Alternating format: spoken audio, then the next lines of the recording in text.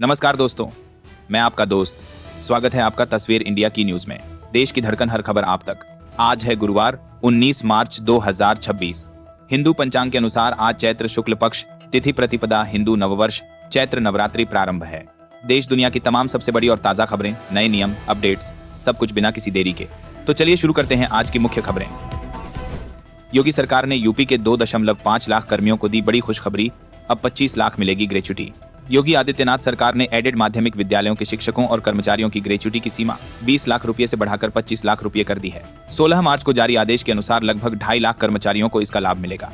महंगाई भत्ता और वेतन समिति की सिफारिशों को ध्यान में रखते हुए यह फैसला उनके लिए राहत भरा माना जा रहा है। पीएम मोदी के साथ बैठक के बाद एलपीजी सप्लाई पर कई बड़े फैसले लिए गए हैं। पेट्रोलियम मंत्रालय ने बताया कि एलपीजी की कालाबाजारी पर सख्त एक्शन के निर्देश दिए गए हैं। इसके साथ ही घरेलू एलपीजी उत्पादन में 40% की बढ़ोतरी और कमर्शियल एलपीजी में 10% के इजाफे का प्रस्ताव है। साथ ही राज्यों को 10% अतिरिक्त एलपीजी देने का प्रस्ताव भी है। ये भी साफ किया गया कि देश में पेट्रोल डीजल की कोई कमी नहीं है। पीएम मोदी ने यूएई के राष्ट्रपति से की बात। पीएम मोदी ने यूएई के राष्ट्रपति शेख मोहम्मद बिन जायद अल नहयान से बातचीत कर उन्हें ईद की अग्रिम शुभकामनाएं दी। दोनों नेताओं के बीच मिडिल ईस्ट के हालात पर चर्चा हुई। पीएम मोदी ने यूएई पर हुए हमलों की कड़ी निंदा करते हुए कहा कि निर्दोष लोगों की मौत और नागरिक ढांचे को नुकसान चिंताजनक है। दोनों ने हॉर्मुज में सुरक्षित आवाजाही पर जोर देते हुए जल्द शांति और स्थिरता बहाल करने पर जोर दिया।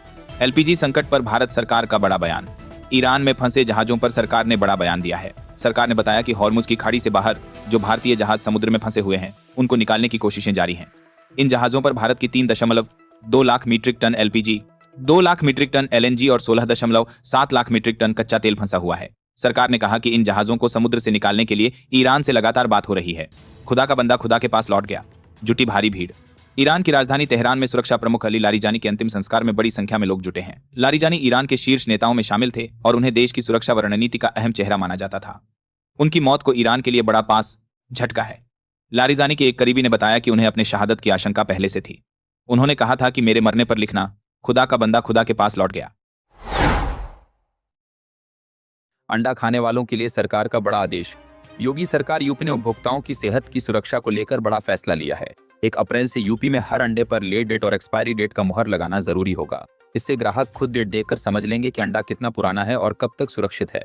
यह नियम पशुपालन विभाग और खाद्य सुरक्षा विभाग के निर्देश पर लागू किया जा रहा है।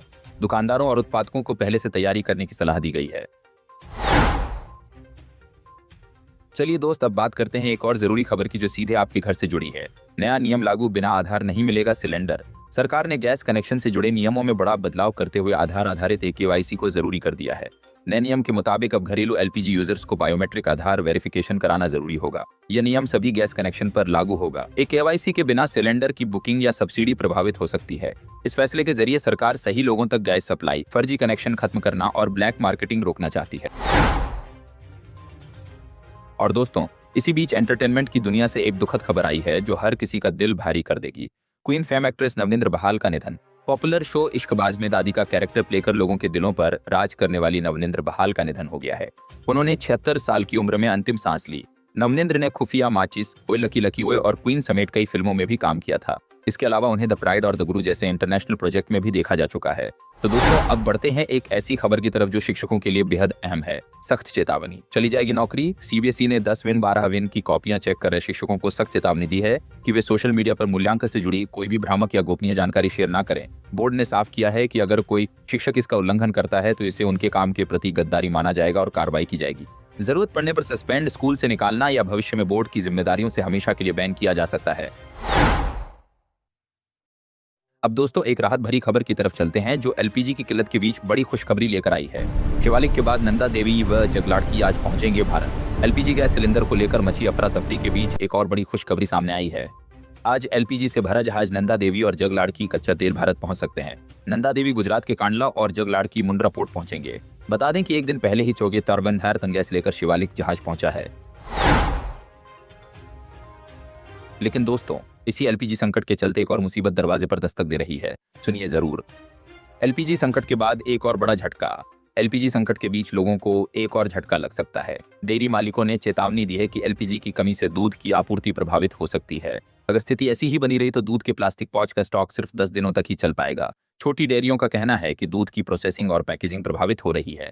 बड़ी सहकारी समितियों का कहना है कि वे फिलहाल स्थिति संभाल रही हैं, आने वाले दिन निर्णायक होंगे।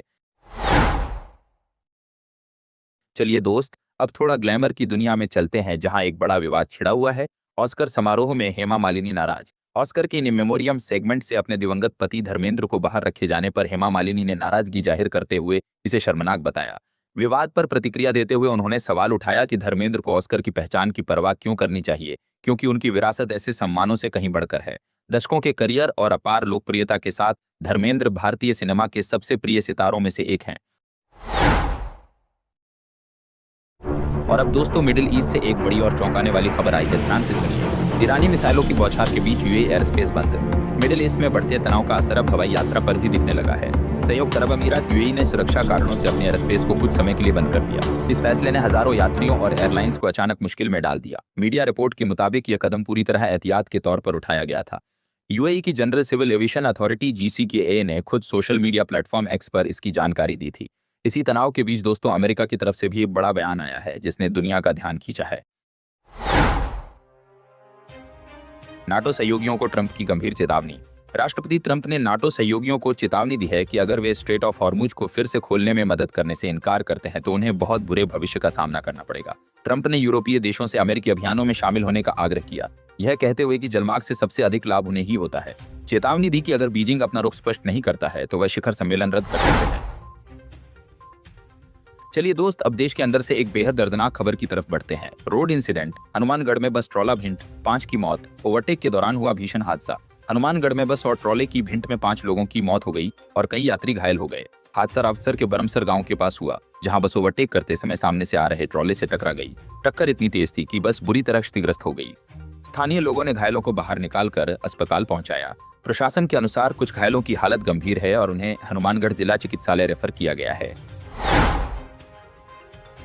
और दोस्तों, एक ऐसी खबर जो पूरे देश को सोचने पर मजबूर कर देगी। यह मामला इतिहास में पहली बार हो रहा है। इच्छा मृत्यु के लिए एम्स में हरीश राणा का खाना बंद, कल से नहीं दिया जाएगा पानी। गाजियाबाद के 32 वर्षीय हरीश राणा को सुप्रीम कोर्ट की अनुमति के बाद एम्स में निष्क्रिय इच्छा मृत्यु दी जा रही है। एम्स में हरीश राणा को ट्यूब के जरिए पोषण देना बंद कर दिया गया है। बीते 13 वर्षों से मरणासन की स्थिति में पड़े गाजियाबाद के 32 वर्षीय हरीश राणा को ट्यूब के जरिए खाना पोषण देना बंद कर दिया गया है। मंगलवार को पानी देना भी बंद कर दिया जाएगा। इस तरह वह धीरे धीरे इस दुनिया का अलविदा होगा।